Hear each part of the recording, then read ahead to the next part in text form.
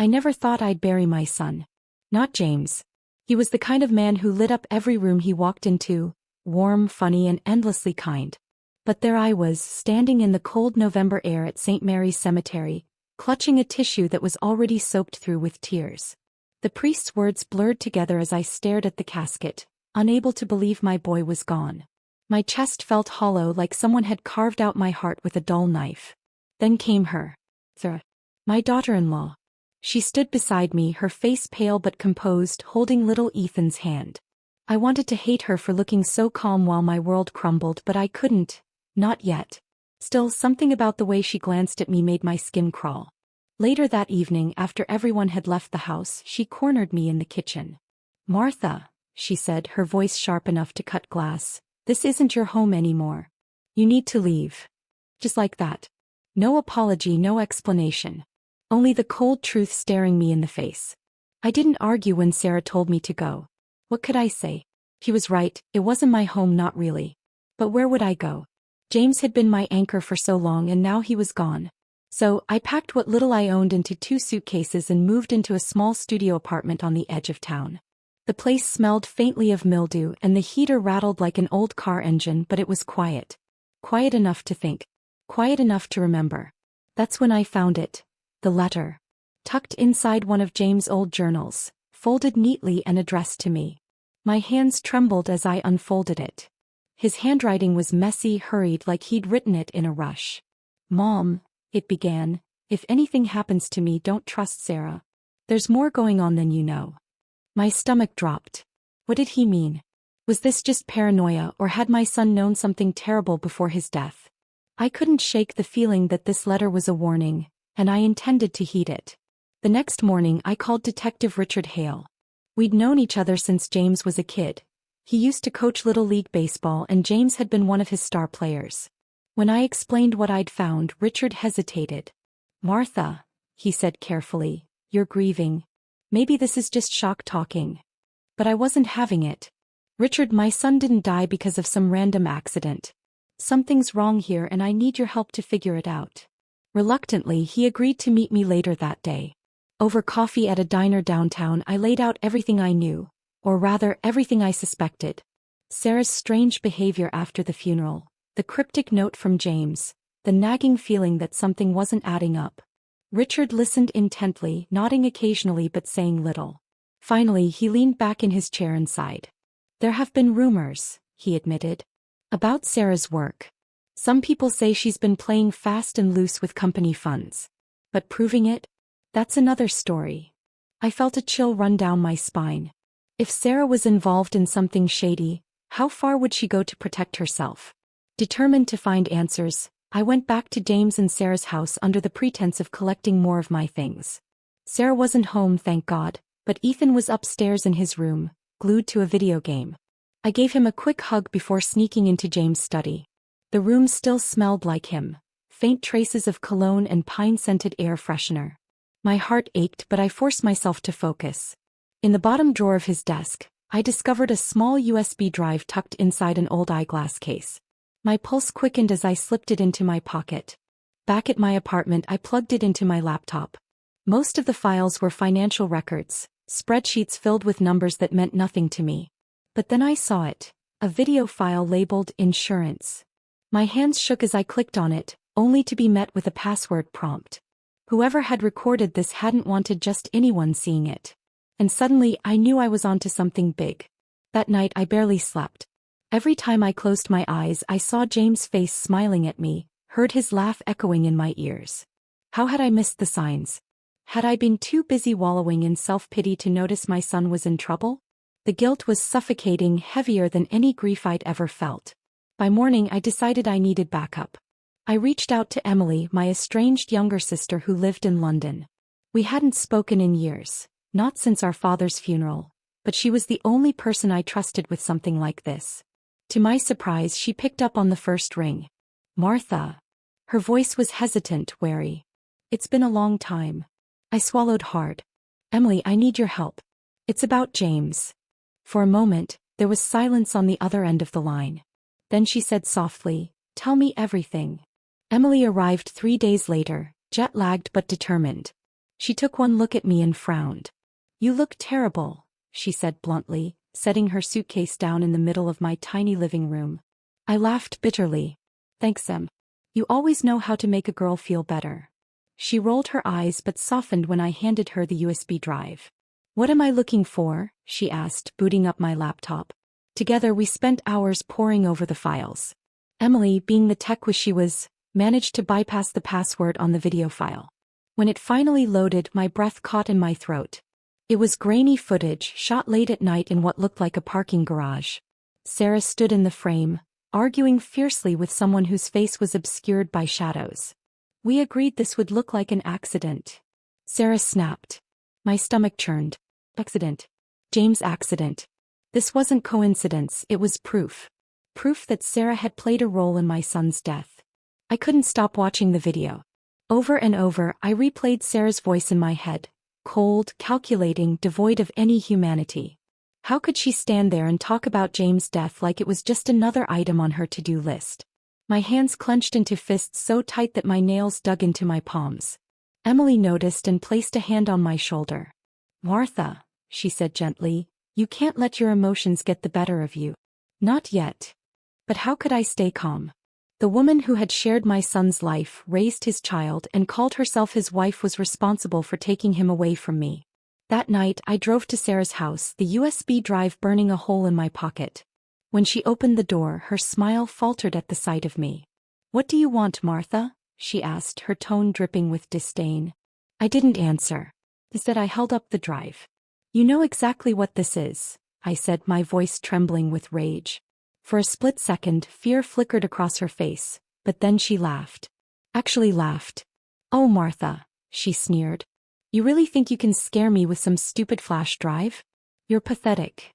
Her words stung, but they also fueled my determination. If she thought I was bluffing, she was dead wrong. The next morning, I met with Detective Hale again, this time armed with more than just suspicions. He listened intently as I explained what we'd found on the USB drive. His expression grew darker with each detail. "This changes things," he muttered, rubbing his temples. "But without clear evidence tying her directly to James' death, it's still circumstantial." Circumstantial or not, I wasn't about to back down. I started digging deeper into Sarah's life, uncovering layers of deceit I hadn't anticipated. She'd been embezzling money from her company for months, funneling it into offshore accounts under fake names. Worse still, she'd manipulated Ethan into lying about James' final days, making it seem like he'd been reckless when he wasn't. Every new discovery felt like another nail in her coffin. And mine too, because the deeper I went, the angrier I became. Anger clouded my judgment, twisting everything until all I could see was revenge. Sarah must have sensed I was onto her because she retaliated swiftly. One afternoon, while I was picking Ethan up from school, something she reluctantly allowed once a week, a police officer approached me. "Mrs. Anderson?" he asked, holding out a piece of paper. It was a restraining order.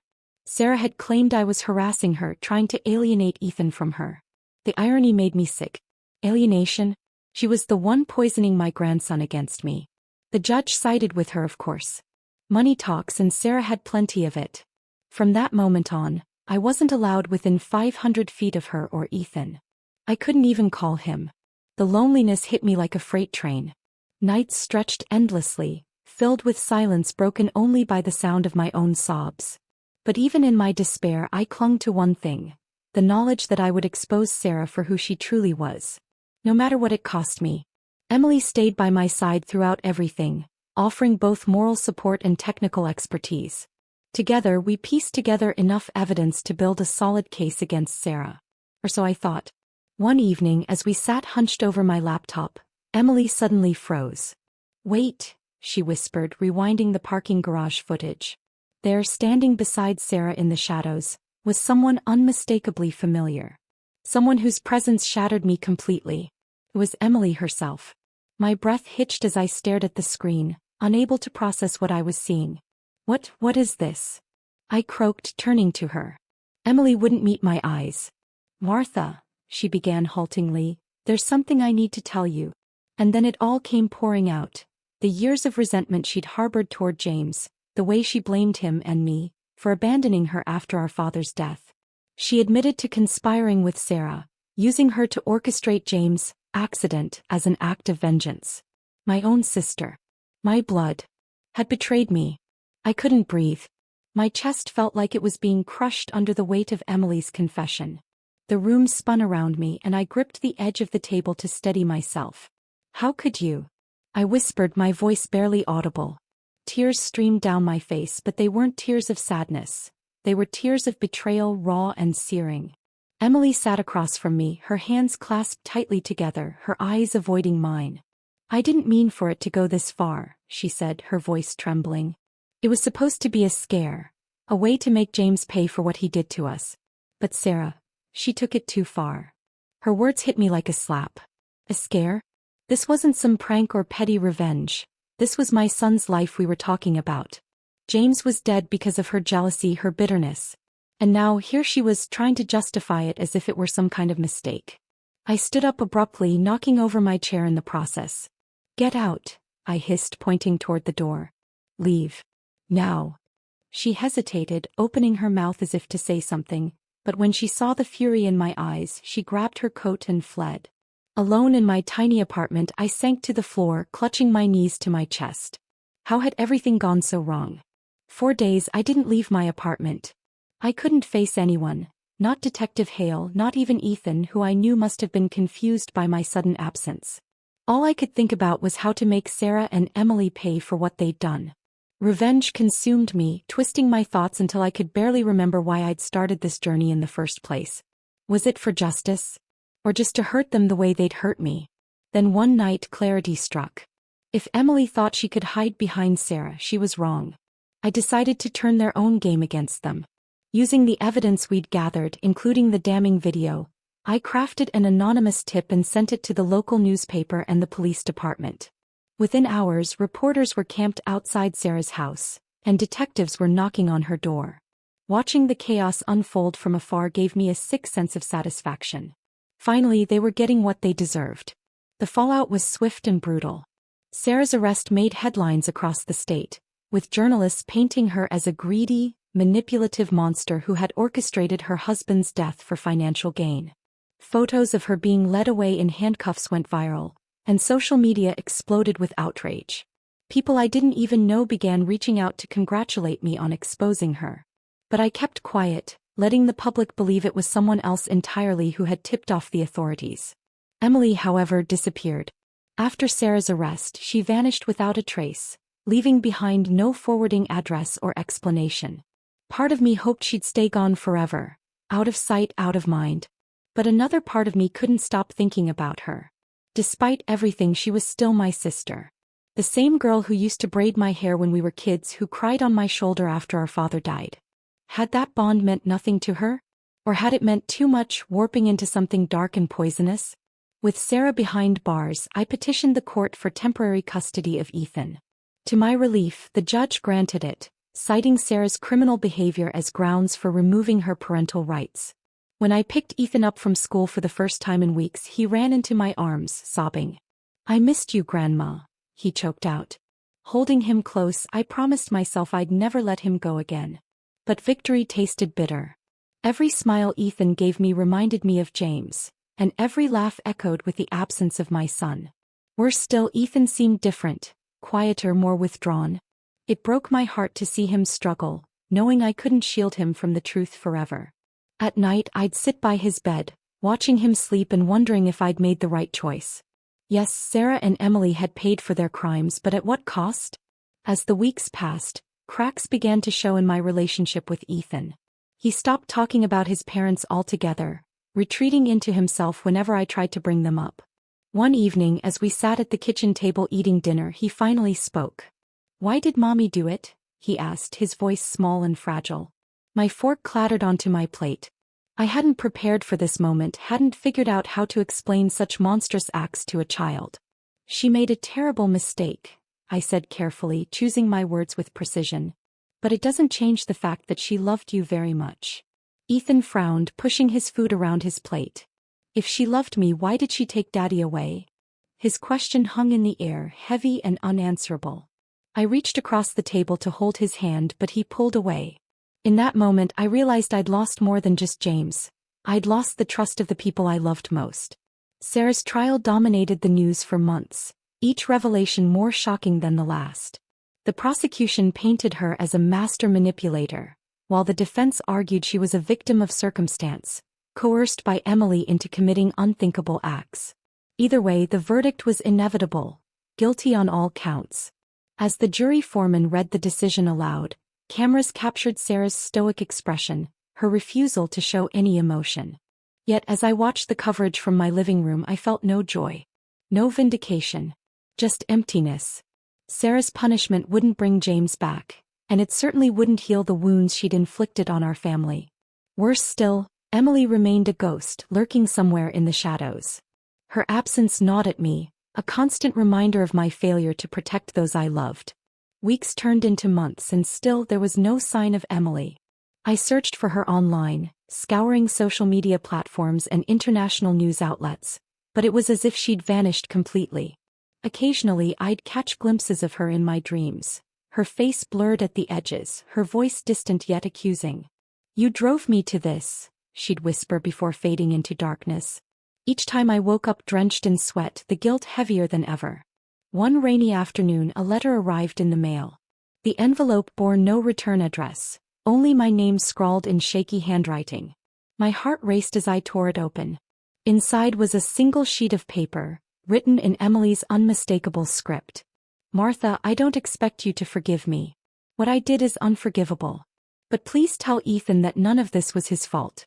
He deserves better than both of us." Her words hit me like a punch to the gut. She wasn't asking for redemption, she was saying goodbye.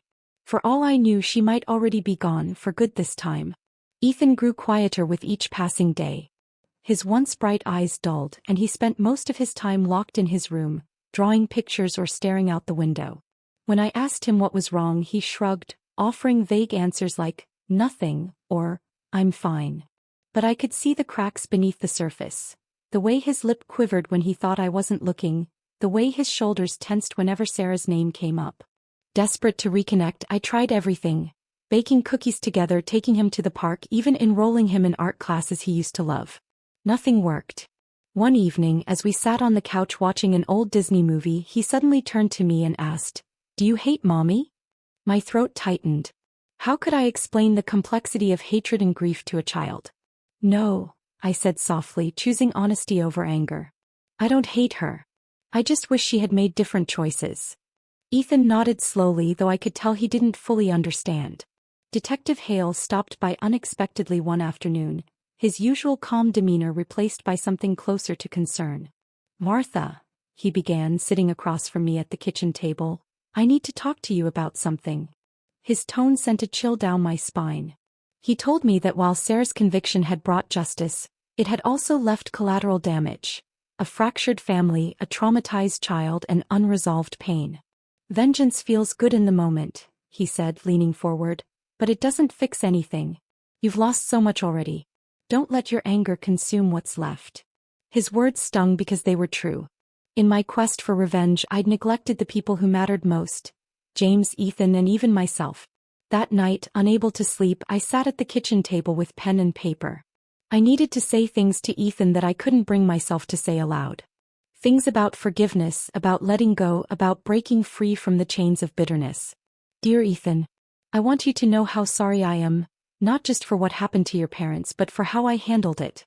Anger can make us do terrible things, things we regret later. Please don't grow up carrying this weight like I have.